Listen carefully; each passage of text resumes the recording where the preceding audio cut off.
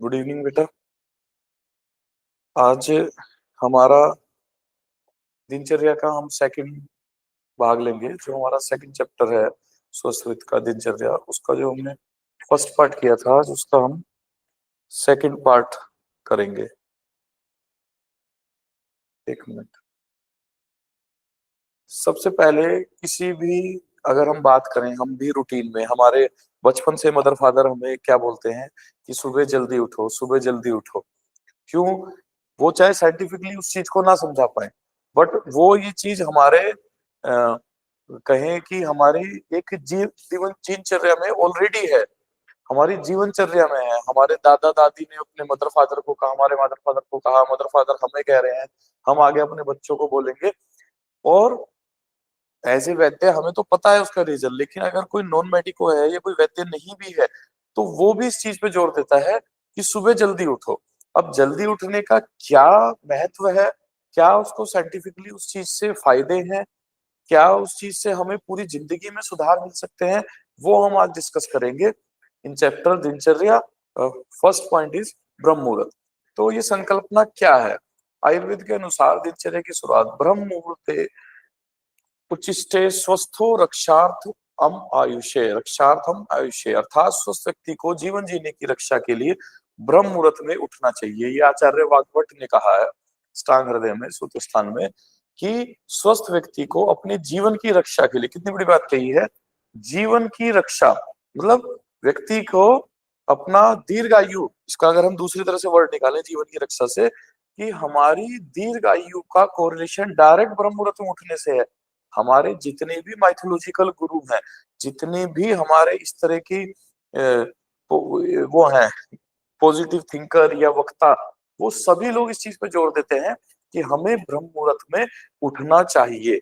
और उसका आचार्य वाग्भट ने इतने हजारों साल पहले इस किताब में ये चीज लिखी है कि स्वस्थ व्यक्ति को अपने जीवन की रक्षार्थ, स्वस्थ व्यक्ति को जीवन रक्षार्थ सुबह जल्दी उठना चाहिए। ब्रह्म मुहूर्त का क्या समय है, इस पे कोई कहीं से कहीं तक कोई कंफ्यूजन नहीं, सभी ने यही बताया है कि सूर्य उदय से, अगर हम इसको आज के टेक्निक, इसको हम आगे वैसे भी डिटेल में करेंगे कि कैसे हम पुराने जमाने में कैसे बताया और आज के समय के हिसाब से अगर हम बात करें, तो सूर्य उदय से लगभग 1 घंटा 36 मिनट, मतलब 96 मिनट पहले का समय ब्रह्म मुहूर्त है। हमारे पुराने जितनी भी कैलकुलेशंस हैं वो हैं, जैसे कि अब हम समय की कैलकुलेशन बात करें तो उसमें मुहूर्त शब्द का बड़ा वो आता है। हम कोई भी शुभ काम कर रहे हैं, हम अपने बच्चे का नामकरण कर रहे हैं, हमने कोई जमीन खरीदी उसका भूमि पूजन कर रहे हैं, कल को आप क्लिनिक खोलोगे तो उसकी ओपनिंग कर रहे हैं, सभी चीज मुहूर्त बेस्ड है। हर जगह आता है कि भाई मुहूर्त निकलवा लो, मुहूर्त निकल मुहूर्त, हम मेरे हिसाब से नॉन आयुर्वेदिक एक लेमैन जो भी अगर कोई हिंदू धर्म का व्यक्ति है, तो उसे मुहूर्त शब्द बचपन से सुनता आ रहा है। नामकरण जन्म लेने से लेके और आखिरी जो हमारा पड़ाव है वहां तक जाने तक हर चीज हम मुहूर्त से करते हैं। तो मुहूर्त क्या है? मुहूर्त is a unit of time. क्या बताया कि एक मुहूर्त में 48 मिनट्स हैं। जो हम बोलते हैं मुहूर्त निकला जा रहा है, शादी हो रही है, उसमें बताया गया कि फेरे का समय है ये, तो हम बोलते हैं भाई मुहूर्त निकला जा रहा है जल्दी करो। तो वो मुहूर्त कोई भी होता है, तो वो कैसे हम इसको पूरे 24 घंटे में डिवाइड करते हैं, तो 24 घंटे में कुल 30 मुहूर्त होते हैं, जिसमें 29वां ब्रह्म मुहूर्त कहलाता है। दिन के 15 और रात के 15, टोटल मुहूर्त है 30। दिन में 15 मुहूर्त, मतलब ये यूनिट। देखिए, बात नाम या जो शुभ मुहूर्त वो ज्योतिष का एक अलग विषय है, हम यहाँ बात कर रहे हैं अपने हिसाब से एज ए मेडिको की। तो हमें क्या जरूरत है, तो 29वां क्या है, दिन के 15, रात के 15, रात का जो आखिरी सेकंड लास्ट कहेंगे हम उसको, 14th जो नंबर है वो है ब्रह्म मुहूर्त, उसको कहते हैं ब्रह्म मुहूर्त। तो उसमें ऐड हो गया, तो वो जो समय बैठता है वो ये काल बैठता है सूर्योदय से 96 मिनट पूर्व। ये बहुत ही साइंटिफिक है। अगर हम इसको वैसे देखें दोषों के अनुसार, तो ये वात का काल है। और आगे हम इसको पढ़ेंगे इन डिटेल, क्योंकि आगे इसमें दिनचर्या ही हम बात कर रहे हैं और दिनचर्या को ही पढ़ना है आपने। तो आप चीज ये बेटा, जो ये चीजें हैं, आप सभी लोग जो इसे पढ़ सुन रहे हैं, देख रहे हैं, आपको ये चीज क्लियर होनी चाहिए कि ये एक ऐसी चीज है जिसको आपने एग्जाम पॉइंट ऑफ व्यू से नहीं पढ़ना है कि एग्जाम में पास होना है। ये आपको इस तरह पढ़ना है कि वो पूरे जीवन आपके अंदर समाहित हो जाए। अब आपको भूले ना कि क्या है ब्रह्म मुहूर्त और किस समय है, आपको पेशेंट को बताना है, तो आपकी क्लियरिटी होनी चाहिए उस टॉपिक पे पूरी तरीके से। पेशेंट क्वेश्चन, आजकल पेशेंट गूगल करके आते हैं। आज की तारीख में कोई भी मरीज, कोई भी रोगी जो ओपीडी में आता है, वो पहले से बहुत हद तक जाना पहचाना होता है, मतलब वो रोग पे पूरी रिसर्च करके आता है। तो आप लोग इस चीज को समझो कि अगर आप लोग बिना शास्त्र को अच्छे से अध्ययन करे, शास्त्र को पूरी अच्छे से निचोड़े बिना वहां बैठे हैं, तो वो आप उसको सही आंसर नहीं कर पाएंगे। उसके लिए अगर आपने कहा कि ब्रह्म मुहूर्त में उठना है, तो उसका क्वेश्चन होगा कि ब्रह्म मुहूर्त क्या है। तो आपको ये चीज पता होनी चाहिए इन डिटेल कि ब्रह्म मुहूर्त क्या है। तो क्या बताया गया कि 24 घंटे में कुल 30 मुहूर्त होते हैं, जिनमें 29वां मुहूर्त, रात्रि का सेकंड लास्ट मुहूर्त, यह काल सूर्योदय से 96 मिनट पूर्व से 48 मिनट पूर्व तक का होता है। इस प्रकार अगर हम एग्जैक्ट टाइमिंग की बात करें ब्रह्म मुहूर्त की, तो वो बैठती है लगभग 3:30 से 5:30 के बीच का, क्योंकि लगभग 5:30 के अराउंड का समय हम सूर्योदय का मानते हैं। ऋतु के अनुसार देखिए, अभी ऋतु व स्थान के अनुसार थोड़ा अंतर संभव है, बिल्कुल। ये एक बहुत इंपॉर्टेंट है कि पूरे देश में एक समय नहीं होता है। जैसे कि अभी मुझे एक कॉन्फ्रेंस में नॉर्थ ईस्ट में जाना हुआ, शिलोंग में, तो वहां पे सूर्योदय का काल, यहाँ नॉर्थ या और साउथ की हम बात करें तो वहां से काफी पहले है। वहां पे सूर्योदय जैसे हमारे यहाँ 7 बजे लगता है, ऐसा वहां 5 से भी पहले, मतलब 4 बजे वहां पूरा दिन निकल जाता है। तो वो वेरी करता है। लेकिन जो हमारी कैलकुलेशन, ये तो आज के समय के अनुसार है, हम जो टाइम बता रहे हैं। पहले के टाइम की कैलकुलेशन टोटल सूर्य पे और चंद्र पे डिपेंड होती थी, तो वहां पे कोई कंफ्यूजन नहीं होता था। तो इसीलिए ब्रह्म मुहूर्त का जो समय निकल कर आया है, ये आपको बिल्कुल याद होना चाहिए। वो क्या निकल के आया है? 3:30 से 5:30 का समय निकल कर आया है। ऋतु व स्थान में थोड़ा बहुत अंतर आ सकता है, वन प्लस माइनस हो सकता है। ब्रह्म मुहूर्त का आध्यात्मिक और प्राकृतिक महत्व, यह समय प्रकृति में अत्यंत शांत, निर्मल और सत्व गुण प्रधान होता है। अगर हम गुणों की बात करें, रात्रि में व्यक्ति का तम और रज बढ़ता है, परंतु ये समय सत्व गुण वाला होता है। रात्रि के तमोगुण में रजोगुण का प्रभाव समाप्त होकर सत्व गुण की वृद्धि। परंतु ये भी एक सोचने और विचार करने वाली बात है और नोट करने वाली, कि अगर हम बिस्तर पे सोते हुए निकाल रहे हैं इस समय को भी, तो ये कहीं से कहीं तक भी सत्व गुण की वृद्धि नहीं करेगा। ये ये सारी चीजें तब है जब हम इस काल में उठ रहे हैं, ठीक है। तो रात्रि के तमोगुण व रजोगुण को के प्रभाव को समाप्त कर सतगुण की वृद्धि होती है। इस समय मन एकाग्र रहता है। तभी हमारे सारे बड़े कहते थे कि सुबह उठ के पढ़ो, सुबह उठ के पढ़ो। अगर आपके रूटीन में देखिए, सबकी आज की जनरेशन, सबका अपना अपना सिस्टम है, अपना अपना स्वभाव है। कई लोग रात्रि में देर तक पढ़ते हैं, कई लोग सुबह जल्दी उठते हैं, परंतु ये एक बिल्कुल साइंटिफिक प्रूवन चीज है कि अगर आप सुबह ब्रह्म मुहूर्त में, मतलब 3:30 बजे से उठकर मुंह हाथ धो के फ्रेश होके उस टाइम अगर आप पढ़ने बैठेंगे, तो जितना हमारा शरीर उस चीज को एब्जॉर्ब, मतलब दिमाग हमारा उसको ग्रहण करेगा खुले तौर पे, उतना रात्रि में नहीं करेगा। क्योंकि रात्रि में जो हम पढ़ रहे हैं, उस समय तम और रज बढ़ रहा है प्राकृतिक रूप से। वो प्राकृतिक नेचुरल वे में वो समय है तम और रज का, और हम उस समय सत्व की प्राप्ति, विद्या का ग्रहण कर रहे हैं, तो वो डिफिकल्टी आएगी। परंतु जो समय ही सत्व का है, उस समय अगर हम पढ़ेंगे, तो वो बहुत पॉजिटिवली, जो चीज, अगर आप एक बात करें मोटे तौर पे, अगर हम कोई चीज 10 पेज सुबह 4 बजे याद कर रहे हैं और 10 पेज रात 12 बजे याद कर रहे हैं, तो बहुत हद तक ये चांसेस हैं कि रात 12 बजे वाले की वैलिडिटी बहुत लंबी नहीं रहेगी, परंतु सुबह 4 बजे की अगर याद आपको बहुत लंबे समय तक रहने वाला है। आयुर्वेद दृष्टिकोण क्या है इसका? यह समय शरीर के दो संतुलन इंद्रियों की जागृति का होता है। वात दो इस समय सक्रिय होता है, जो गति, चेतना, संवेग और स्मृति को नियंत्रित करता है। प्राण वायु इस समय वातावरण में सबसे अधिक होती है। अपान वायु के निकलने का समय होता है। नेचुरल हमारे बॉडी में इस समय अगर आप व्यक्ति उठ रहा है, तो अगर वो लंबे समय, देखिए मैं कल भी एक चीज पे बात कर रहा था कि कोई भी चीज रोज नहीं होती कि हम एक दिन कहें कि मैं ब्रह्म मुहूर्त में उठा जी, मुझे तो कोई चेंजेस लगे नहीं, मेरे तो उल्टा सिर में दर्द हो गया, मेरा तो दिन बेकार हो गया। ये चीजें एक दिन की नहीं है, ये प्रैक्टिस की है, जो आज निरंतर चलने वाला अभ्यास है। हम आज से शुरू कर रहे हैं, हाँ ये निश्चित तौर पे कहा जा सकता है, अगर आप आज से शुरू कर रहे हैं और आप 1 साल अगर आप निरंतर इस चीज को प्रैक्टिस में रख रहे हैं, तो निश्चित तौर पे आपकी पूरी बॉडी में इतने सकारात्मक चेंजेस आप खुद नोट करके बताएंगे। किसी को इसी के लिए कोई लैब की जरूरत नहीं है।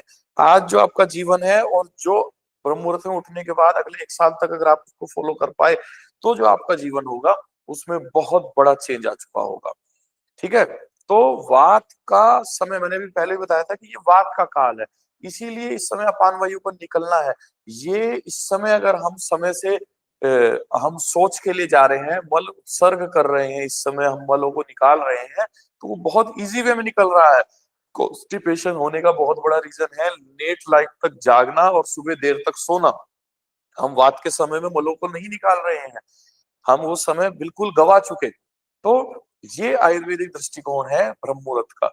वर्तमान समय में, आज के टाइम में, इन करंट एरा क्या है, आधुनिक जीवन शैली में देर रात तक जागना, स्क्रीन टाइम, अनियमित भोजन और नींद की कमी आम हो गई है। ऐसे में ब्रह्म मुहूर्त में उठना केवल परंपरा नहीं बल्कि वैज्ञानिक रूप से स्वास्थ्य संवर्धक आदत है। अब इसको हम बात करेंगे कि आधुनिक परिक्षेप में कहाँ बैठ रहा है ब्रह्म मुहूर्त।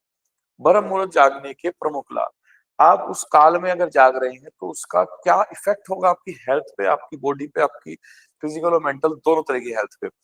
हमारी जो बायोलॉजिकल क्लॉक है वो रेगुलेटेड रहती है, वो एक स्टैंडर्ड वे में चलती है अगर हम ब्रह्म मुहूर्त में उठ रहे हैं। कैसे? प्रतिदिन निश्चित समय पर जागने से शरीर का सर्केडियम रिदम, जो एक नेचुरल रिदम है हमारे शरीर का, वो बहुत सही रहता है। उसमें कोई, आज की तारीख में एक बहुत कॉमन चीज है जो बैलेंसिंग डिसऑर्डर्स हैं, कि व्यक्ति में किसी भी चीज को बैलेंस करनी चाहिए, वो हमारे सोचने की क्षमता हो, हमारे चलने के, लोगों में कुछ ऐसे बिहेवियर चेंजेस देखने को मिल रहे हैं। किसी का याददाश्त कम हो रही है, किसी का हाथ पैरों में समस्या आ रही कि हिल रहा है, जैसे कि पार्किंसन है, वातज रोग है, पूरी तरीके से बैलेंसिंग डिसऑर्डर्स है।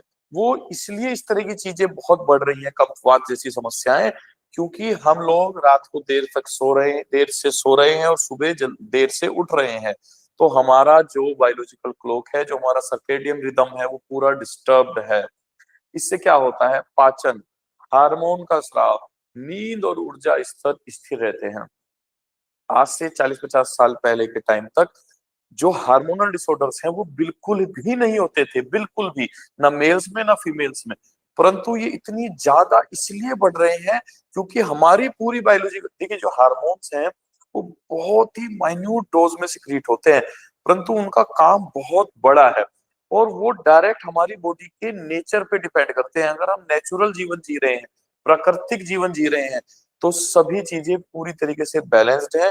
परंतु अगर हम अपनी बायोलॉजी को डिस्टर्ब कर रहे हैं, हमारा सर्केडियन रिदम बिगड़ा हुआ है, तो हमारे हार्मोनल, हमारा पूरा का पूरा एंडोक्राइन सिस्टम डिस्टर्ब हो जाएगा। प्राणवायु का लाभ, सुबह उठने से क्या फायदा है? इस समय वायु में ऑक्सीजन, मैंने भी पहले बताया कि प्राणवायु का समय है वो, प्राणवायु शरीर में बढ़ती है उस समय। इस समय वायु में ऑक्सीजन और नकारात्मक आयन अधिक होते हैं जो मन को शांत और मस्तिष्क को सक्रिय करते हैं। शरीर की सक्रियता, पाचन तंत्रिका व स्वतंत्र तंत्र धीरे धीरे सक्रिय होते हैं, थकान और आलस्य मिटते हैं। दीर्घायु व रोग प्रतिरोधक क्षमता, नियमित रूप से इस समय उठने से शरीर की जैविक प्रक्रियाएं, सारी बायोलॉजिकल साइकिल संतुलित हो जाती हैं, जिससे हमारी इम्यून सिस्टम स्ट्रांग होता है और ऑटोमेटिकली हम लंबा जीवन, लंबा और स्वस्थ, एक होता है खाली लंबा, क्वालिटी, क्वांटिटी और क्वालिटी दोनों होनी चाहिए जिंदगी में। क्वांटिटी तो मिल गई कि जीवन तो लंबा हो गया, परंतु अस्वस्थ है, बिस्तर पे है, कोई फायदा नहीं है उस चीज का। हमें अगर अपने को बेहतरी में, मतलब अच्छी क्वालिटी के साथ क्वांटिटी मिले, देन इट इज गुड। तो वो हमारा उस पे बहुत, नींद पे क्या इफेक्ट है, निद्रा पर क्या प्रभाव है? निश्चित समय पर सोने उठने से नींद की लय संतुलित रहती है और स्लीप क्वालिटी बेहतर होती है। आज की तारीख में आज, मतलब अगर हम एक सर्वे कराए इंडिया में, बाहर का तो छोड़ दीजिए, हम अगर इंडिया की बात करें, तो मेरे हिसाब से मोर देन 50% लोग यंग और किसी भी एज ग्रुप, मतलब कोई एज ग्रुप का पैटर्न ही नहीं रहा। जैसे पहले था कि अब हम माने तो सिर्फ छोटे बच्चे, जब तक 12, 14, 15 साल से छोटा बच्चा है, जब तक वो टेंशन डिप्रेशन जैसी चीजों से परे है, तब तक की बात तो अलग है कि उसका स्लिप क्वालिटी बहुत इंप्रूव है, बट जैसे ही उस पर किसी भी चीज का प्रेशर आ रहा है उसकी स्लिप क्वालिटी डिस्टर्ब हो जा रही है। आपके 10 घंटे सोना महत्वपूर्ण से ज्यादा ये है कि आप जितने घंटे सो रहे हैं उसमें कितनी गहरी नींद आ रही है, कितनी अच्छी नींद आ रही है, साउंड स्लीप। ठीक है ना, क्वालिटी ऑफ स्लीप बहुत मैटर करती है। आप अगर हर 2-2 घंटे बाद आपको सपने आ रहे हैं, आप उठ रहे हो, जग रहे हो, करवटें बदल रहे हो, तो आपकी क्वालिटी लाइफ स्लीप नहीं है। तो वो नरिश नहीं करेगी हमारे दिमाग को। गहरी और संतोषजनक नींद, दिन भर सक्रिय रहने से शरीर को उचित विश्राम की आवश्यकता होती है, जिससे रात को डीप स्लीप आती है। अगर आप सुबह एक दिन भी ब्रह्म मुहूर्त में उठे, आपका शरीर शाम 7 बजे से नींद मांगने लगेगा।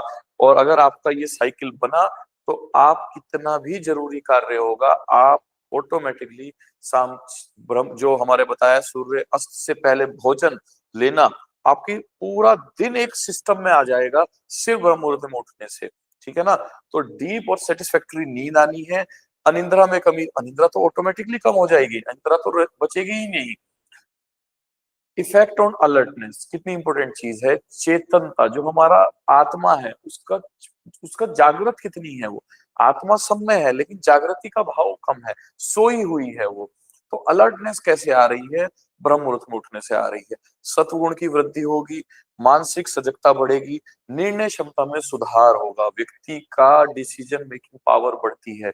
जो बड़े अधिकारी हैं, एक ऊंची पोस्ट पे बैठे अफसर हैं, उनका सबसे इंपॉर्टेंट चीज क्या है, या पॉलिटिशियन है, कि वो लोगों की डिसीजन मेकिंग पावर बहुत स्ट्रांग होनी चाहिए। क्योंकि उनका डिसीजन खाली उनका, हम एक डिसीजन ले रहे हैं अपने घर में बैठ के, उसका इफेक्ट केवल हम 4-5-10 लोगों पर पड़ रहा है। परंतु एक व्यक्ति, एक आला अफसर, एक बड़ा नेता, एक मंत्री जो डिसीजन ले रहा है, उसका इफेक्ट सारे देश पे पड़ रहा है, सारे राज्य पे पड़ रहा है। तो उनकी डिसीजन मेकिंग कैपेसिटी बहुत स्ट्रांग होनी चाहिए। और उसका इफेक्ट है, अगर वो सभी लोग हम ब्रह्म मुहूर्त में उठने की प्रैक्टिस में आए, तो जीवन की दिशा और दशा दोनों बदल जाएंगी। अध्ययन के लिए श्रेष्ठ समय, ब्रह्म मुहूर्त को मध्य काल कहा गया है। देखिए, नोट करने वाली बात है, मध्य काल, इस समय में बुद्धि और स्मृति विकास का श्रेष्ठ समय है, ये बात हम अभी कर चुके हैं। अल्फा वेव्स इस समय ज्यादा मात्रा में सक्रिय होती हैं, जो दिन में या रात को नहीं होती। जिससे क्या होता है, आपका ध्यान, आपकी एकाग्रता, आपकी कंसंट्रेशन और आपकी मेमोरी, ये बढ़ती हैं, याददाश्त को बढ़ाती है, दीर्घकालिक स्मृति में वृद्धि। मैंने अभी बताई थी ये बात अभी जस्ट पहले ही, कि रात 12 बजे आपने 10 पेज याद किए, एक दिन सुबह 4 बजे आप उठे और आपने उस समय वो 10 पेज याद किए, या कोई अगले 10 पेज किए, तो शायद वो जो 10 बजे सुबह 4 बजे वाले 10 पेज हैं, वो आपको सारा जीवन भी याद रह सकते हैं, या आपकी उसकी लाइफ, आगे की जिंदगी में आपका कैसा जीवन है उसके हिसाब से डिपेंड करेगा। 10 साल 20 साल, वही जो 12 बजे किए हैं उनकी हो सकता है कि वो 6 महीने बाद एग्जाम में ही आप भूल जाए, आपको दोबारा याद करना पड़े, या 1 साल बाद आपको उसका बिल्कुल क्लियर हो जाए। आजकल हमारे आचार्यों ने बताया है, पुराने जमाने में आपने फर्स्ट ईयर में पढ़ा होगा, पहले क्या टर्म थी, श्रुतधर। श्रुतधर एक अच्छे स्टूडेंट, एक अच्छे छात्र, एक अच्छे शिष्य की क्वालिटी थी, जो पहले सभी थे। पहले कोई कॉपी पेन लेके नहीं बैठता था, गुरु बोलते थे और शिष्य सुनते थे। पहले गुरु भी आप थे और शिष्य भी अपने आप में आप थे, क्योंकि वो सीधे अपने दिमाग में उतारते थे, क्योंकि उन्होंने जन्म से लेकर और जब तक वो जिए उन्होंने ब्रह्म मुहूर्त में उठे। और ब्रह्म मुहूर्त में उठने से क्या हुआ, वो श्रुतधर बने, और उनकी स्थायी रूप से जो है मेमोरी रही, जो आज याद किया वो दीर्घकाल स्मृति में बनी रही, ड्यू टू किंग इन ब्रह्म मुहूर्त। वैज्ञानिक दृष्टिकोण से तुलनात्मक हम अगर इसकी श्रेणी करें तो क्या है, आयुर्वेदिक दृष्टि, आधुनिक वैज्ञानिक दृष्टि। सत्वगुण की वृद्धि से चेतना प्रबल होती है, अल्फा वेव्स की वृद्धि से मस्तिष्क शांत और सक्रिय रहता है, प्राण वायु से शरीर इंद्रियां सक्रिय रहती हैं, कोर्टिसोल और मेलेटोनिन, ये हार्मोन्स इनके सिक्रीट होते हैं, उससे प्राकृतिक संतुलन बनता है। उस टाइम सुबह ये गुड हार्मोन्स है जिनकी हमें जरूरत है, जो ऐसे नहीं हो पा रहे सिक्रीट। शुद्ध वायु से प्राण ऊर्जा बढ़ती है, ऑक्सीजन सैचुरेशन मस्तिष्क कार्य में सुधार। अगर आप उस टाइम लंबे, अगर आप एक आदमी उठ के कह रहे जी मैं तो प्राणायाम भी कर रहा हूँ, लेकिन मैं सुबह 11 बजे उठता हूँ और 12 बजे कपालभाति करता हूँ, तो शायद उसका उस टाइम आधा घंटा करा गया कपालभाति सुबह 4 बजे के 5 मिनट से भी कम इफेक्टफुल हो। वो 5 मिनट इतना पावरफुल होगा जो 12 बजे का आधा घंटा भी नहीं देगा, बट ठीक है, जो जिस समय कर रहा है। दिनचर्या से शरीर का तालमेल, सर्केडियन रिदम और हार्मोनल बैलेंस। हार्मोन्स का तो डायरेक्ट रिलेशन है। ठीक है, कंक्लूजन क्या है ब्रह्म मुहूर्त का? ब्रह्म मुहूर्त में जागना केवल प्राचीन परंपरा नहीं है, ये शारीरिक, मानसिक, बौद्धिक और आध्यात्मिक स्वास्थ्य का आधार है। ये व्यक्ति को आलस्य, तनाव और अवसाद से दूर रखकर ऊर्जा, स्मृति और जागरूकता प्रदान करता है। नियमित रूप से ब्रह्म मुहूर्त में जागने से आरोग्य, आयु, आनंद और अध्यात्म चारों की प्राप्ति होती है। क्या चीज बताई है? चार। आरोग्य, आरोग्य मतलब हेल्थ, स्वास्थ्य। फर्स्ट क्या है? आरोग्य, हेल्थ हमारी। नंबर 2 क्या है? हेल्थ तो स्वस्थ तो है, और दीर्घायु, शतायु, सहस्त्रायु, वो प्लस सबसे जरूरी जिस चीज की आज तारीख में कमी हो रही है कि हम स्वस्थ भी चल रहे हैं, चलो मान ले रहे फिजिकली, आयु भी हमारी ठीक ठाक है, परंतु हम सुखी नहीं है। सुखी मतलब आनंद में नहीं है। आनंद की कोई भी मेजरमेंट की कोई ऐसा आज तक पैरामीटर नहीं बना कि वो 1 किलो, 2 किलो, 1 लीटर, 2 लीटर या सेंटीमीटर में नापा जा सके। क्या है आनंद? एक व्यक्ति 2 रोटी नमक से खा रहा है परंतु आनंद में है। एक आदमी के पास 56 भोग है लेकिन वो दुखी है। तो कौन ज्यादा बढ़िया है? किसकी क्वालिटी ऑफ लाइफ ज्यादा अच्छी है? जो आनंद में है। और फाइनली किस चीज की हमें तलाश है? नंबर 4, जो जीवन का मूल है, अध्यात्म। अध्यात्म के बाद हमें इस चीज से जो है, अगर हम उसको हम आयुर्वेद की उससे बात करें तो धर्म, अर्थ, काम, मोक्ष, हमें सब मिल रहा है इससे। धर्म, अर्थ, काम, मोक्ष। आप लोग एक ब्रह्म मुहूर्त में उठने से, दिनचर्या का एक पार्ट है ये, और उसी से आपको चारों जो पुरुष के, हमारे जीवन के जो मेन उद्देश्य है एक व्यक्ति का, वो चारों की प्राप्ति हो रही है। ऑटोमेटिकली धर्म मिल रहा है सुबह 4 बजे, क्योंकि सत्व गुण बढ़ रहा है। उस समय अगर आप पढ़ाई भी कर रहे हैं तो वो भी भगवान को समर्पित है। जब इतना इफेक्टिवली आप किसी भी कार्य को कर रहे हो, पढ़ाई कर रहे हो, नौकरी कर रहे हो, तो अर्थ ऑटोमेटिकली आएगा। काम, एक गुड फर्टाइल आपकी जीवन रहने वाला है। आज की तारीख में जो इनफर्टिलिटी इतनी तेजी से बढ़ रही है due to disorder in hormones, due to disturb endocrine system, क्योंकि हम रात गलत खा रहे हैं, गलत पी रहे हैं और गलत सो रहे हैं। और मोक्ष, मैं बता रहा हूं फिर से कि मोक्ष हमारा फाइनल वो है, वो हमें मिल ही रहा है उस चीज से। तो ये सारी की सारी चीजें आपको किससे मिल रही हैं? ब्रह्म मुहूर्त में उठने से। तो आप लोग मेरे हिसाब से हमने इतना डिटेल और सिंपल शब्दों में इस चीज को समझा कि आप इसको कभी नहीं भूलेंगे। और एक अच्छा ब्रह्म मुहूर्त पे अगर 15 नंबर की टिप्पणी भी आई तो आप लिख सकते हैं। टॉपिक है अगली, उषापान। ब्रह्म मुहूर्त में उठते ही, उठने के बाद देखिए आचार्यों ने इतनी डीपली दिनचर्या बनाई है, शायद आज के साइंटिफिक युग में भी वो बनाना पॉसिबल नहीं है। क्या है? उषापान। उठे हम, उठने के बाद क्या करना है? पहला काम उन्होंने बता दिया, क्या करना है? उषापान, हमें जल सेवन करना है। क्या है दिनचर्या में? The daily regime, the first activity in ब्रह्म मुहूर्त।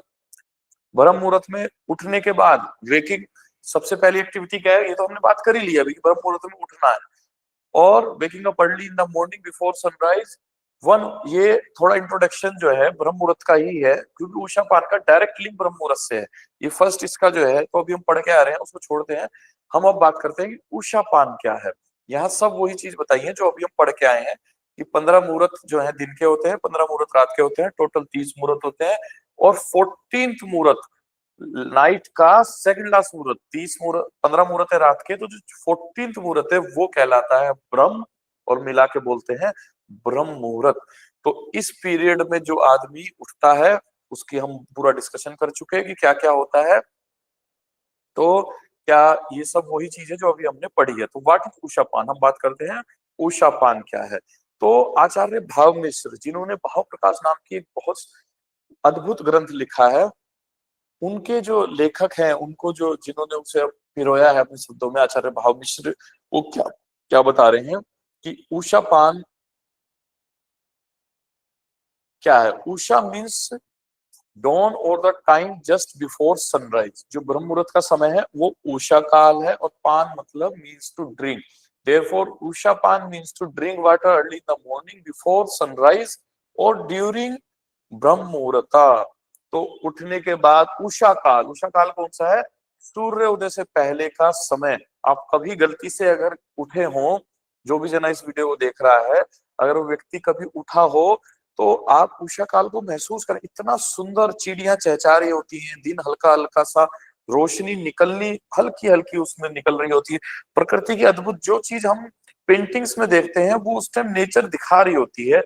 लेकिन एक हम लोगों की, सभी की आज की तारीख में बात करें तो एक बहुत विडंबना है कि हम लोग वो काल अपने जीवन में गिने चुने बार देख पा रहे हैं कि हम कहीं घूमने गए तो वहां सनराइज देखने जा रहे हैं तो हम रात को 2:30 बजे उठ रहे हैं तब जा रहे हैं।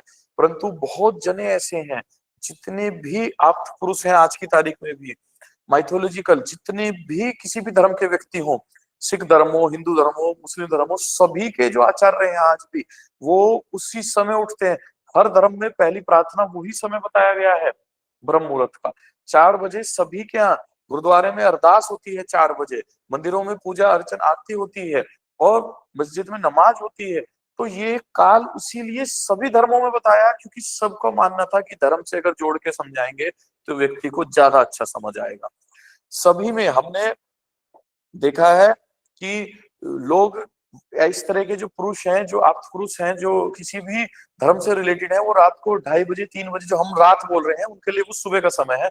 वो उस टाइम शरीर सैया छोड़ देते हैं, खड़े हो जाते हैं, उठ के नहा धो के वो 4 बजे तक प्रिपेयर होते हैं आगे काम के लिए। तो उषा पान से हम बात करते हैं कि उषा काल में पिए गए जल को उषा पान कहते हैं। उषा काल मतलब ब्रह्म मुहूर्त ही हम उसको लेंगे मोटे तौर पर।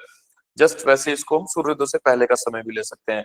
क्वांटिटी ऑफ वाटर फॉर उषापान, ये तो होगी डेफिनेशन ऑफ उषापान। क्वांटिटी ऑफ वाटर, कितनी क्वांटिटी में लेना चाहिए? आचार्य भावनिस क्या कह रहे हैं? Acharya Bhavnis explain that the dose of उषापान इज 8 प्रशस्त, approximately 640 ml. A person who drinks water in this quantity just before sunrise remains free from disease and aging and lives for more than 100 years. ये बहुत scientific चीजें हैं जिसका, देखिए पहली बात यह है, उषा पान वही कहलाएगा। अगर आप 10 बजे सो के उठ के पानी पी रहे हैं, वो उषा पान नहीं है। उषा पान शब्द में ही है, सूर्य उदय से पहले, सूर्य उदय से पहले पिया गया जल ही उषा पान है, उसके बाद का नहीं है। ठीक है, तो उन्होंने क्या बताया कि अगर कोई व्यक्ति उषा पान कर रहा है तो वो फ्री फ्रॉम डिजीज है, एंटी एजिंग एक्टिविटीज होंगी, वो जवान बना रहेगा, live for more than 100 year, 100 साल से ज्यादा की उसकी आयु होगी, स्वस्थ होगा, दीर्घायु होगा। कितना पानी पीना है? 8 प्रशस्त बताया है, 8 प्रशस्त। और उसको कितना, हम मॉडर्न के अकॉर्डिंग आज के समय में बात करें तो 640 ml। परंतु आगे आचार्यों ने इसको और वो भी किया है कि ऐसा नहीं है कि फिक्स है, ये तो एक स्टैंडर्ड है, एक स्टैंडर्ड व्यक्ति के लिए, बच्चा है उसके लिए कम हो सकता है, बुजुर्ग है उसके लिए कम हो सकता है, पर्सन टू पर्सन डिपेंड कर सकता है, प्रकृति टू प्रकृति डिपेंड कर सकता है। तो ये उन्होंने स्टैंडर्ड एक आइडियल बताया है। आइडियल टाइम क्या है उषापान का? It begins from the 14th प्रहर, अभी हमने बात की है, पार्ट ऑफ द नाइट और 14th मुहूर्त of the night. Acharya Bhoj advise that प्रयुषित जल, प्रयुषित जल कौन सा जल हुआ? ये प्रयुषित जल, प्रयुषित जल उस जल को कहा गया है जो रात का रखा हुआ है। आप सुबह को मोटर चला के पानी नहीं ले रहे हैं, आप कहीं से उसी टाइम फ्रेश वाटर नहीं ले रहे हैं, रात का रखा जल ही आपको लेना है, प्रयुषित जल आपको यूज करना है उषा पान के लिए। ये चीज नोट करने लायक है कि जो रात्रि का 14वां पहर है, जो रात्रि का 14th मुहूर्त है, उस 14th मुहूर्त में आपको, ब्रह्म मुहूर्त में मतलब, प्रयुषित जल का सेवन करना है उषा पान के लिए। ठीक है, तो क्या बताया? Water which is stored overnight should be used for the purpose of उषा पान। उषा पान should be done just before sunrise. This practice elevates वात पित्त एज वेल एज कफ, सभी को साम्य अवस्था में लाता है, सभी डिसऑर्डर्स को, thereby allowing the person to live healthy for 100 years। बार बार घुमा के वहीं आ रही है, सतायु भव। बेनिफिट्स ऑफ उषापान, बहुत लंबे चौड़े बेनिफिट्स हैं एक छोटी सी काम के, बहुत लंबे चौड़े।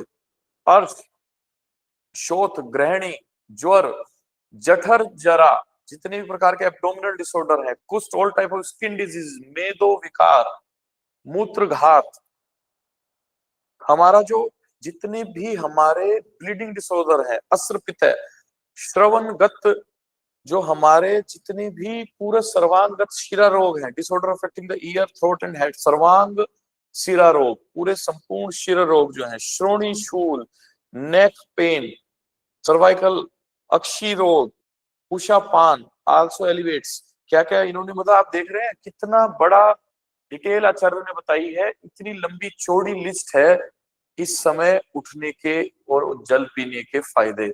उसके अलावा क्या कर रही है, वात व्याधि, डिसऑर्डर ऑफ वात ओरिजिन, पित्त व्याधि, डिसऑर्डर ऑफ पित्त ओरिजिन, कफज, डिसऑर्डर ऑफ कफ ओरिजिन।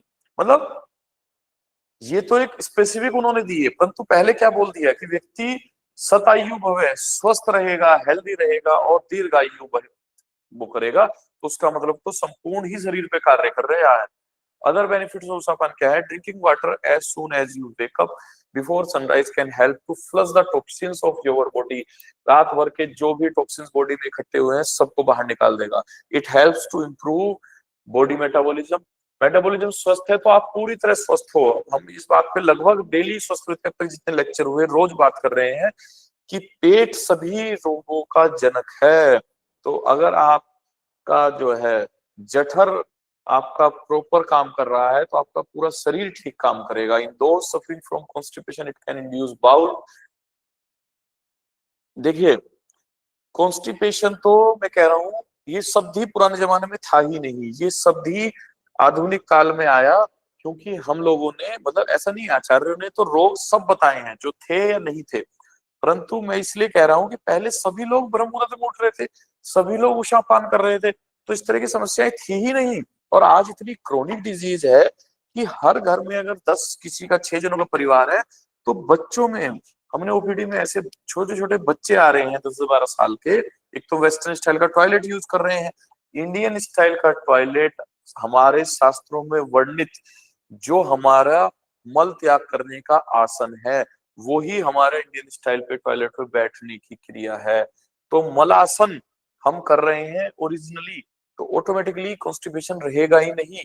और क्या कर रहा है, वो इंटेस्टाइन की जो हमारा पेरिस्टेलिस मूवमेंट है उसको इंप्रूव कर रहा है, तेज करता है।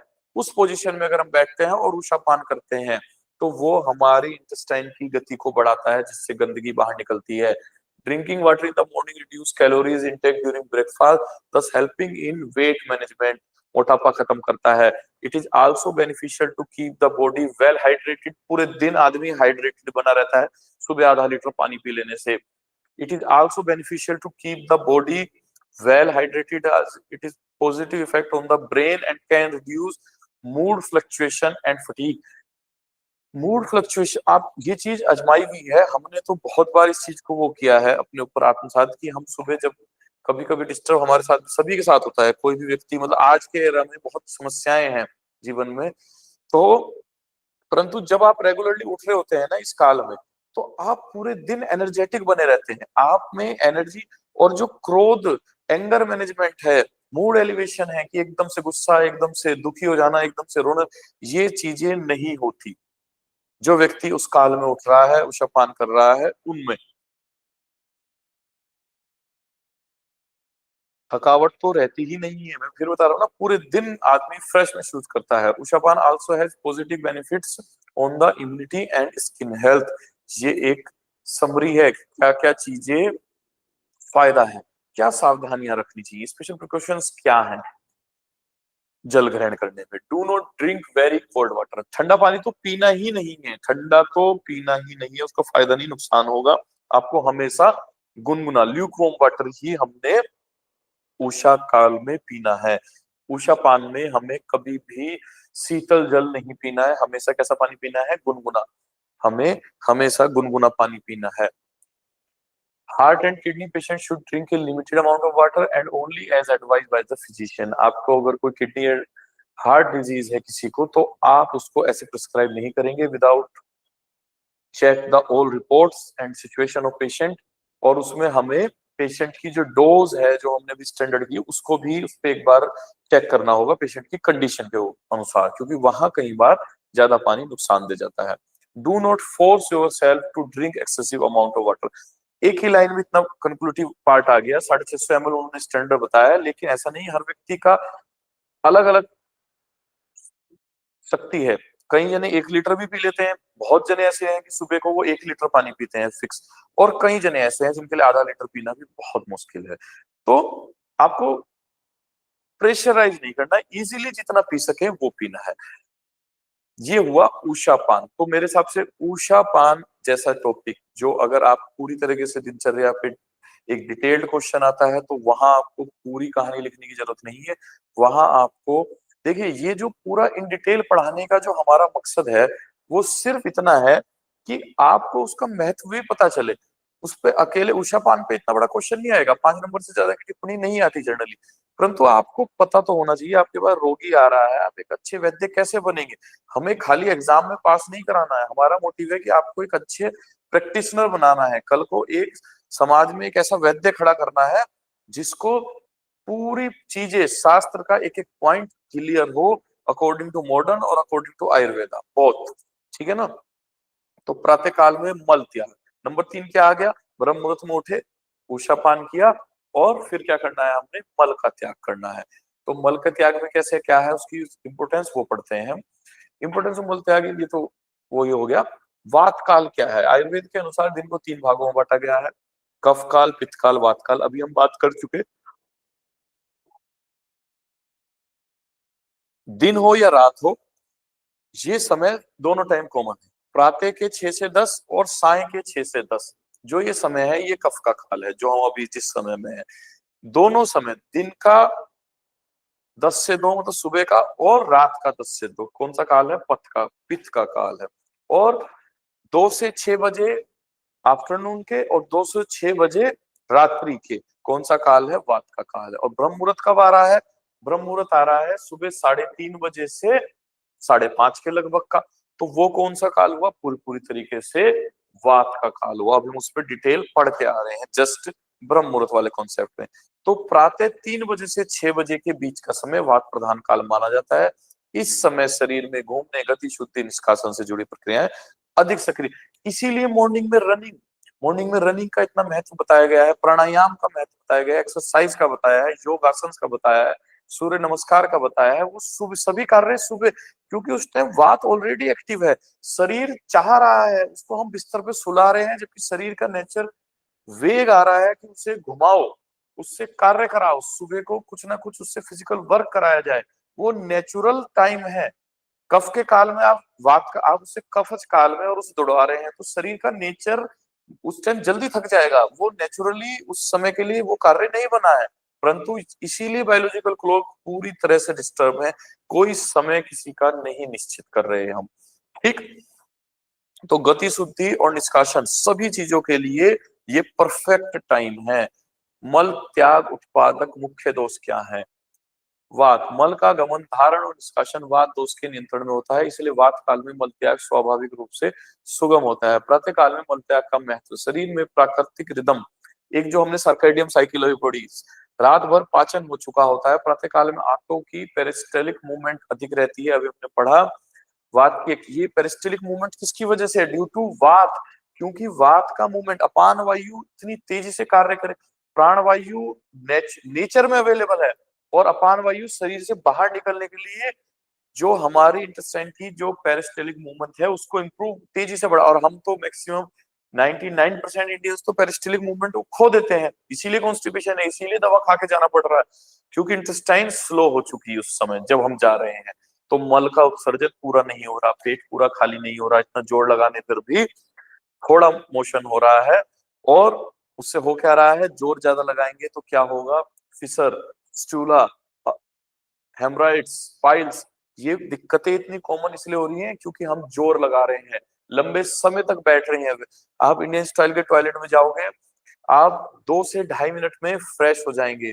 वहीं आप वेस्टर्न स्टाइल में लोग 10-10 मिनट बैठे रह रहे हैं, क्योंकि वहां कंफर्टेबल बैठे हैं जैसे चेयर पे, उनको कोई शरीर में ना, तो एक तो ऑलरेडी लेट जा रहे हैं, तो हमारे इंटेस्टाइन का मूवमेंट कम हो गया, दूसरा हम बैठ रहे हैं कुर्सी पे, तो हमारा जो एक नेचुरल पोज है, जो मल उत्सर्जन पोज है, वो भी नहीं है। तो हम बिल्कुल नेचर से जस्ट खिलवाड़ कर रहे हैं, और फिर कह रहे हैं पता नहीं क्यों हमें कॉन्स्टिपेशन हो रहा है। तो इसलिए सुबह का मलत्याग सबसे प्राकृतिक और आसान है, बिना किसी भी समस्या के ये काल सबसे ज्यादा इजी है फॉर डेफिकेशन। रोजाना समय पर मलत्याग से क्या होगा, वात संतुलित रहेगी, कोलन की शुद्धि होगी, पाचन शक्ति सुधरती है, भूख समय पर लगती है। पेट अगर देखिए, अगर पेट अगर खाली नहीं होगा तो भूख भी नहीं लगेगी।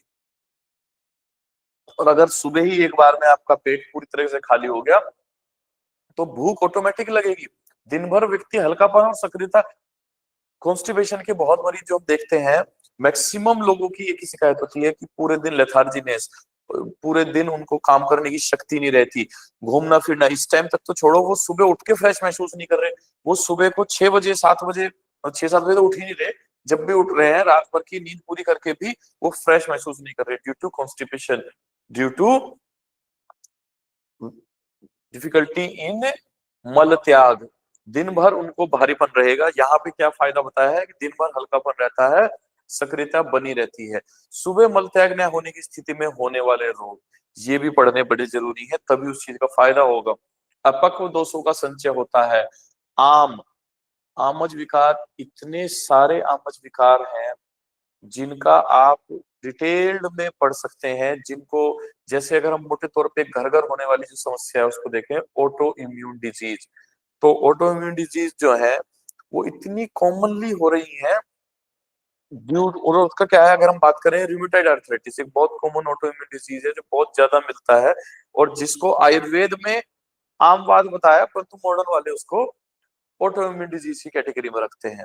तो उसमें क्या है, जो आपके जो आम है, आपका बहुत लंबे समय तक जब एक चीज प्रैक्टिस में बने, एक तो चीज है कि आज मुझे कॉन्स्टिपेशन हुआ, रेगुलर नहीं होता, तो आम एक दिन में नहीं बनता, ये भी क्लियर कर लीजिए। आम बनने में समय लगता है, ये एक लॉन्ग प्रोसीजर है। आपको 15-15 20-20 दिन पेट साफ नहीं हो रहा, पेट में गंदगी जमा हो रही है, तो आपको समस्या, आम का निर्माण शुरू होगा। ठीक है ना। पेट कैसा होगा, भारी भरा हुआ हमेशा महसूस होगा। वात का प्रकोप होगा, जिससे क्या सिम्टम निकल के आएंगे, गैस बनेगी, कब्ज होगा, पेट में भारीपन रहेगा, सिर दर्द होगा, और इरिटेबिलिटी, अशांति, शरीर हमेशा आदमी चिड़चिड़ा रहता है। कॉन्स्टिपेशन के पेशेंट में ये बहुत कॉमन सिम्टम है, चिड़चिड़ापन, इरिटेबिलिटी, अशांति। बहुत लंबे टाइम अगर ये प्रैक्टिस में रही चीजें तो क्या हो जाएगा दीर्घ काल में, अर्श, ठीक है ना, मतलब पाइल्स या हेमराइड्स, भ्राम रोग, पेट में ब्लोटिंग, हमेशा पेट में गुड़गुड़ दर्द अजीब सा महसूस होता ही रहता है, अपच, त्वचा रोगों की प्रवृत्ति बढ़ती है। स्किन डिसऑर्डर्स का हमारे यहाँ आयुर्वेद में मैक्सिमम कुष्ठों का डायरेक्ट डाइजेशन से लिंक है, इसीलिए वो पित्तज रोग बताए गए हैं। और अगर हम कोई भी स्किन डिजीज में थोड़ा सा भी लेक्सेटिव देते हैं तो उसका इंप्रूवमेंट वहां दिखाई देता है डिजीज के कम होने में। तो इसके लिए व्यवहारिक उपाय जो हमारे लिए नॉर्मल जो है, गुड, सुबह को bowel habits improve, good bowel habits के लिए क्या हम रेगुलर यूज कर सकते हैं, स्वस्थ तरीके से मल त्याग करने का व्यवहारिक उपाय क्या क्या कर सकते हैं। नियमित जागने का समय, ब्रह्म मुहूर्त सबसे परफेक्ट एक समय है इस चीज को सुधारने के लिए, क्योंकि शरीर की बायोलॉजिकल क्लॉक ठीक रहती है। सुबह 1-2 गिलास गुनगुना पानी, उषापान से कोलन सक्रिय होता है, पेरिस्टेलिक मूवमेंट बढ़ता है, और व्यक्ति हल्की शारीरिक गतिविधियां 5 से 10 मिनट टहलना, योगासन, पवन मुक्तासन और मलासन, मैंने बताया ना, हम तो, हमारे यहाँ इतना साइंटिफिक कि हम तो सोच का जो हमारे यहाँ त्याग करने का आसन है वही मलासन है, पेटों की नसों को उत्तेजित करता है वो, और बहुत इस तेजी से क्लियर हो जाता है। रात्रि का भोजन हल्का रखें और समय से करें। कोशिश की जाए कि सूर्योदय से पहले, सूर्यास्त से पहले हमारा रात्रि का भोजन हो जाए, और वेग धारण ना करें, जो वेग जिस समय आ रहा है उसका उसी समय त्याग करें। समरी क्या है, प्रातः व वात काल में मल त्याग प्राकृतिक दोषानुकूल, पाचन शक्ति व अग्नि को मजबूत करने वाला होता है, रोग प्रतिरोधक क्षमता को बढ़ाने वाला होता है, दिन भर ऊर्जा आपके अंदर बनी रहती है, आप एनर्जेटिक रहते हैं, शरीर हल्का फील करते हैं, मानसिक स्पष्टता रहती है। स्वस्थ जीवन का ये मूल आधार है। ठीक है ना, जो हम पढ़ रहे हैं स्वस्थ स्वास्थ्य लक्षणम, वो तभी पॉसिबल है अगर हम ये दिनचर्या फॉलो कर रहे हैं, नहीं तो वो इम्पॉसिबल है।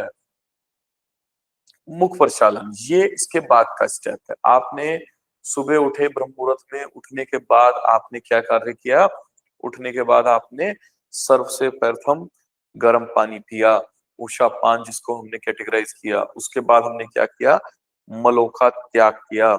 मलों का त्याग करने के बाद हमने क्या किया, मुख प्रक्षालन, मुंह को धोना। कितना मैंने बताया आपको कि इतना माइन्यूट लेवल पे आचार्यों ने वर्णन किया है जिसको आप लोग आज की कोई कल्पना भी नहीं कर सकता। उन्होंने ये भी नेसेसरी और साइंटिफिक बताया फिर उसको जोड़ के कि क्या फायदे हैं उसके।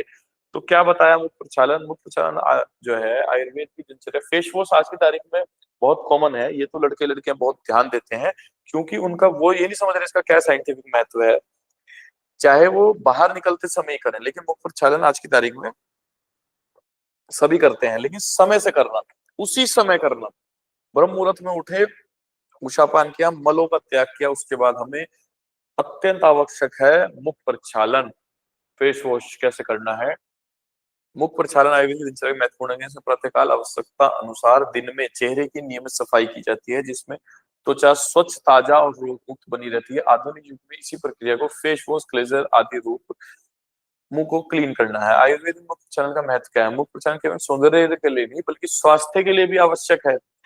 ये पॉइंट है नोट करने वाला कि सौंदर्य, खाली हम इसको आज की तारीख में सिर्फ सौंदर्य से जोड़ रहे हैं जबकि वो हमारी ओवरऑल फिजिकल हेल्थ के लिए इंपॉर्टेंट है। इसके मुख्य लाभ क्या है, त्वचा की शुद्धि बनी रहती है, दोष संतुलित रहते हैं, व्यक्ति का जो एक ओज बोलते हैं, ग्लोइंग कॉम्प्लेक्शन, वो आपको समय से वो करने से मिलती है। ये नहीं कि आप किसी भी समय कर रहे हैं, उस बाद में आप कीजिए कितनी बार, लेकिन अगर आप सुबह उस समय नहीं मुख प्रक्षालन कर रहे तो वो फायदा नहीं है।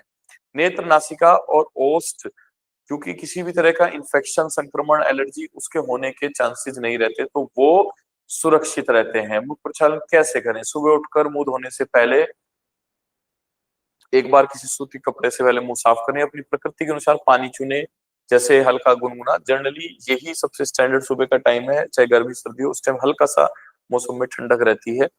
तो जैसे बताया आचार्यों ने कि वात पित्त प्रकृति वाले हल्का गुनगुना पानी, कफ प्रकृति वाले सामान्य या हल्का गर्म पानी।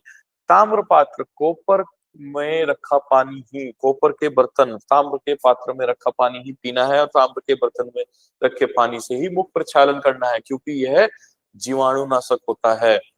चेहरे को हल्के हाथों से ऊपर की दिशा में धोएं, बाद में मुलायम तौलिए से थपथपाकर सुखाएं। देखिए बहुत सारी चीजें हैं, सुबह उठकर आपके इसके बाद क्या करना है। आपको चाहे एक्सरसाइज करनी है, चाहे पढ़ाई करनी है, चाहे पूजा पाठ करना है, उसके लिए आपको एक्टिव होना बहुत जरूरी है। और वो आप सब कुछ कर लिया, लेकिन आप अगर मुख प्रक्षालन नहीं करेंगे तो आपको कहीं ना कहीं तंब, आपका निंद्रा का भाव खत्म नहीं होगा। आज के मॉडर्न फेस वॉश से हम इसको कैसे कोरिलेट करते हैं, आज का बाजार में कई प्रकार के फेस वॉश उपलब्ध हैं। उनका चयन त्वचा के प्रकार, मौसम और प्रकृति के अनुसार किया जाता है, जैसे ऑयली स्किन और ड्राई स्किन, सभी को पता है। फोमिंग फेस वॉश करते हैं सैलिसाइलिक एसिड वाला फॉर ऑयली स्किन, नीम, तुलसी, हल्दी, ये नेचुरल आयुर्वेदिक चीजें हैं जिसका फेस वॉश हम ऑयली स्किन के लिए कर सकते हैं। इससे क्या होता है, रोम छिद्र की सफाई होती है, तेल का नियंत्रण होता है। ड्राई स्किन के लिए क्या बताया गया है, क्रीम बेस या hydrated face wash according to modern era. परंतु हमारे यहाँ क्या आयुर्वेद में ऑप्शन है, एलोवेरा, शहद और खीरा, इनके मुंह को धोना, ये नमी बनाए रखते हैं, त्वचा को खींचने नहीं देते और साफ करते हैं पोर्स को। मिश्रित combination, gel based face wash T zone को साफ रखता है और गालों को ड्राई नहीं करते। सेंसिटिव स्किन के लिए क्या बताया, hypo allergic face wash, fragrance free, alcohol free, Ayurvedic gentle cleanser जैसे कि सैंडल, चंदन और यष्टि मधु आधारित फेस वॉश। आज की तारीख में बहुत कंपनियां हमारे देश की बहुत आयुर्वेद की दिशा में बहुत कार्य कर रही हैं और दवाइयों की कंपनियां बहुत अच्छे अच्छे प्रोडक्ट्स बना रही हैं जो आयुर्वेदिक हैं, प्योरली और इफेक्टिव है, जलन, एलर्जी और रैशेस को रोकते हैं। जस्टी मधु और चंदन दोनों शीतलता देने वाले पदार्थ हैं, दोनों शीतलता देने वाली चीजें हैं। आयुर्वेदिक और नेचुरल फेस वॉश में हम क्या किस तरह के पाउडर या किस तरह के लेप को हम फेस वॉश की तरह यूज कर सकते हैं। चंदन का पाउडर हम यूज कर सकते हैं, लौत्र का कषाय हम यूज कर सकते हैं। लौत्र को पानी में भिगो दिया रात को, सुबह उसे हल्का सा, दोनों अगर फांट अवस्था में है तो उसी से भीगे हुए से धो लिया, नहीं तो उसको पका के ठंडा करके उससे हमने गुनगुने से धो लिया। आंवले का कषाय बना सकते हैं, बहुत ही इफेक्टिव है, बहुत फायदेमंद है। मुल्तानी मिट्टी का लेप करके उससे वॉश कर सकते हैं, गुलाब जल से वॉश कर सकते हैं, हीरे से वॉश कर सकते हैं, शहद और नींबू का मिश्रण करके उसका लेप करके बिल्कुल स्किन चमक जाती है।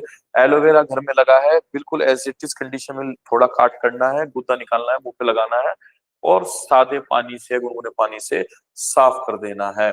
आधुनिक फेस वॉश और मुख प्रक्षालन का संबंध क्या है? आधुनिक फेस वॉश मुख आयुर्वेद के मुख प्रक्षालन का ही विकसित रूप है। उद्देश्य वही है, चेहरे की शुद्धि और त्वचा का संरक्षण। अंतर केवल यह है कि आजकल रसायन एंड एक्टिव इंटीग्रेट और सुगंधियों को मिलाकर इन्हें अधिक प्रभावी बनाया जा रहा है, परंतु क्योंकि वो केमिकल हैं, उनके साइड इफेक्ट्स भी आ सकते हैं। हमारे वाले फेस वॉश में किसी भी तरह का कोई साइड इफेक्ट नहीं है। सावधानियां क्या रखनी है? अत्यधिक face wash, chemically face wash, हमारे वाले नहीं, केमिकली फेस वॉश का प्रयोग त्वचा को रूखा बना देता है। स्किन टाइप के अनुसार ही फेस वॉश को चुने।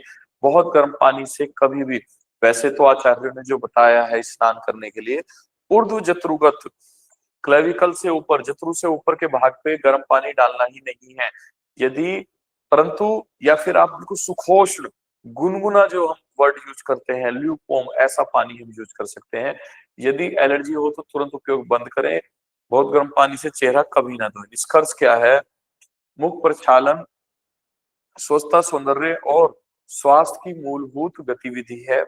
आधुनिक फेस वॉश इसकी आधुनिक फेस वॉश इसकी वैज्ञानिक और विकसित पद्धति है। दोनों का उद्देश्य स्वच्छ, स्वस्थ और संतुलित त्वचा एक ही है। दिनचर्या के अनुसार सुबह व शाम नियमित चेहरे की सफाई करने से त्वचा रोगों से बचाव और सौंदर्य वृद्धि दोनों संभव है। अगली चीज क्या है? आचमन। आपने, फिर से हम एक बार रिपीट करते हैं, हम ब्रह्म मुहूर्त में उठे, ब्रह्म मुहूर्त में उठने के बाद हमने उषा पान किया, सुखोष्ण जल का सेवन किया, जिसकी स्टैंडर्ड डोज 650 ml है आज के, उसमें 8 प्रशस्त है पुराने, उसमें हमने उसको पान किया। उसके बाद हमने क्या किया? हमने, अगर हमें तुरंत थोड़ा सा 5-10 मिनट टहले या पवन मुक्तासन या मलासन में बैठे और मल का नेचुरल वे में त्याग किया। उसके बाद हमने क्या किया? मुख प्रक्षालन किया। वो हमने डिटेल में पढ़ लिया कि मुख प्रक्षालन का आधुनिक और आयुर्वेदिक उपयोग क्या है, कैसे है। उसके बाद हमारा नेक्स्ट स्टेप क्या है? आचमन करना। जल को आचमन करना, वो क्या है? आचमन आयुर्वेद और भारतीय संस्कृत परंपरा में एक अत्यंत महत्वपूर्ण शुद्धिकरण, प्यूरिफिकेशन क्रिया है। ये मुख्यतः जल के छोटे छोटे घूंट लेकर शरीर, मन और इंद्रियों को पवित्र व शांत करने की प्रक्रिया है। इसे दिनचर्या, यज्ञ, कर्म, पूजा, जप, ध्यान आदि के पहले किया जाता है, जिससे व्यक्ति शारीरिक, मानसिक रूप से तैयार हो जाता है। ठीक है, ये कब कब बताया? हम इसमें अभी दिनचर्या में बात कर रहे हैं, परंतु माइथोलॉजिकली या हम लोगों ने प्रैक्टिस में अपने यहाँ पूजा पाठ जब भी किया है, कोई यज्ञ कर्म हो, कोई पूजा पाठ हो, जब ध्यान आदि जब भी हो, तो सभी से पहले हमें क्या कराया जाता है? आचमन कराया जाता है। ठीक है, इससे क्या है? जिससे व्यक्ति शारीरिक और मानसिक रूप से तैयार हो जाता है। आचमन का क्या अर्थ है? आचमन शब्द संस्कृत धातु अचल से बना है, जिसका अर्थ है पीना, घूंट लेना, अर्थात स्वल्प मात्रा में जल ग्रहण कर शरीर, मन को शुद्ध करना है। आचमन क्यों किया जाता है? 3 प्रकार के कारण बताए हैं, 3 उद्देश्य बताए हैं। देह शुद्धि के लिए, मन शुद्धि के लिए और इंद्रिय शुद्धि के लिए। थोड़ी मात्रा में जलपान करने से मुंह, जीभ और गले की शुद्धि होती है। पाचन अग्नि धीरे धीरे सक्रिय होती है। जल से शरीर में सौम्यता और शांति आती है। जल सौम्यता का प्रतीक है, शांति का प्रतीक है। मनोशुद्धि, मेंटल क्लिंजिंग। आचमन करते समय मंत्रोच्चार से एकाग्रता बढ़ती है। अभी मंत्र भी पढ़ेंगे। आचमन के क्या मंत्र हैं? मन शांत व स्थिर हो जाता है, जिससे पूजा, जब, ध्यान हेतु उचित मानसिक स्थिति बनती है। इंद्रिय शुद्धि, सेंसरी प्यूरिफिकेशन। जल को स्पर्श में पान करना इंद्रियों को शुद्ध, शांत और नियंत्रित करता है। इससे व्यक्ति संयमित एवं सत्व गुणी मन स्थित में प्रवेश करता है। आचमन कैसे किया जाता है? ट्रेडिशनल मेथड, ये तो है ही ट्रेडिशनल चीज, इसका तो मॉडर्न में कोई वो ही नहीं है। तो ट्रेडिशनली क्या बताया? आचमन में सामान्यतः 3 घूंट जल ग्रहण किया जाता है। प्रत्येक घूंट के साथ एक मंत्र कहा जाता है। जब हम इसमें पहला घूंट ग्रहण करते हैं तो क्या बोलते हैं? ओम केशवाय नमः। दूसरा क्या बोलते हैं? ओम नारायणाय नमः। और तीसरा क्या बोलते हैं? ओम माधवाय नमः।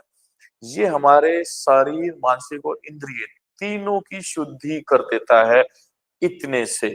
इसके बाद जब हाथ में लेकर शरीर के प्रमुख अंगों, मुख, नासिका, आंख, कान आदि को स्पर्श किया जाता है।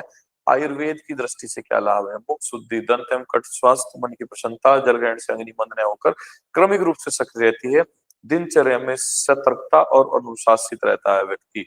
आधुनिक जीवन में इसका उपयोग कैसे करेंगे? क्या है इसका रिलेवेंसी, क्या है आज के प्रेजेंट एरा में? आज के लाइफस्टाइल में भी आचमन उपयोगी है। सुबह उठकर थोड़ा जल पीना गला साफ करता है और पाचन सक्रिय करता है। किसी भी आध्यात्मिक कार्य से पहले मन को एकाग्र, हमारा मन, हम पूजा में बैठे हैं और मन हमारा कहाँ चल रहा है, उस मन को, अभी हमने बताया ना कि तीन, शारीरिक, मानसिक और ऐन्द्रिक, तीनों प्रकार की शुद्धि के लिए हम तीन प्रकार का कर रहे हैं। ओम केशवाय नमः, ओम नारायणाय नमः, ओम, वो तीनों हम जो प्रकार का घूंट ले रहे हैं, तीनों, उन तीनों को लेने से हमारी तीनों प्रकार की जो है शुद्धि हो जा रही है। और किसी भी आध्यात्मिक कार्य से पहले मन को हम एकाग्रित, चाहे वो आध्यात्मिक कार्य हो या पढ़ाई से पहले का कार्य हो, आप एक शांत अपने दिमाग को स्थिर कर सकते हैं। नहीं तो व्यक्ति पूजा में बैठा है और उसकी दिमाग की कैलकुलेशन कहीं चल रही है। सरल शब्दों में क्या है, आजकल शरीर में मन की छोटी, सरल और प्रभावी शुद्धिकरण प्रक्रिया है। थोड़े से जल से अपने अंदर शांति, पवित्रता और एकाग्रता का संचार करता है। क्या नियम है आचमन को कैसे? बिल्कुल सिंपल सी बात है। दो मोटे नियम है। आचमन सदैव पूर्व या उत्तर दिशा, हमारे यहाँ वैसे ये हर जगह काम आने वाला फॉर्मूला है। हमेशा कोई भी शुभ कार्य हो, पढ़ाई हो या कुछ भी, भोजन हो या कुछ भी हो, हमेशा पूर्व या उत्तर दिशा की तरफ मुख करके, पूजा पाठ हो या आचमन हो, सभी हम उत्तर दिशा में मुख कर कर ही करते हैं। हमेशा आचमन एकांत स्थान पर करना चाहिए। भीड़ भड़ाके में, आप क्लास में बैठे हैं, शोर मच रहा है, आप कहीं ऐसी जगह हैं, तो उसका कोई फायदा नहीं होगा। जो हमारे तीन मोटिव हैं वो तीनों सोल्व नहीं होंगे। वो कब होंगे? जब हम एकांत स्थान पर होंगे और मौन धारण किए हुए होंगे।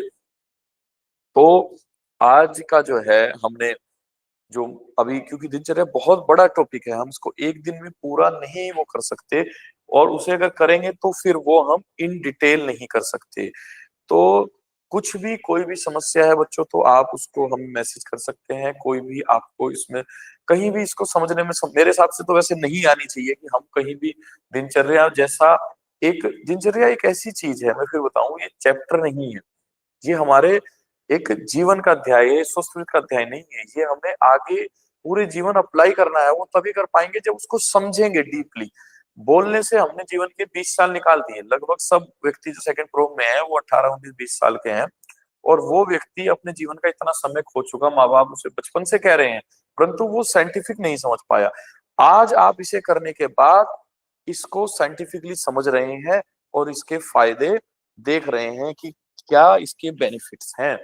तो हम बाकी का बचा हुआ जो दिनचर्या का पार्ट है, कल के अगले नेक्स्ट लेक्चर क्लास में लेंगे।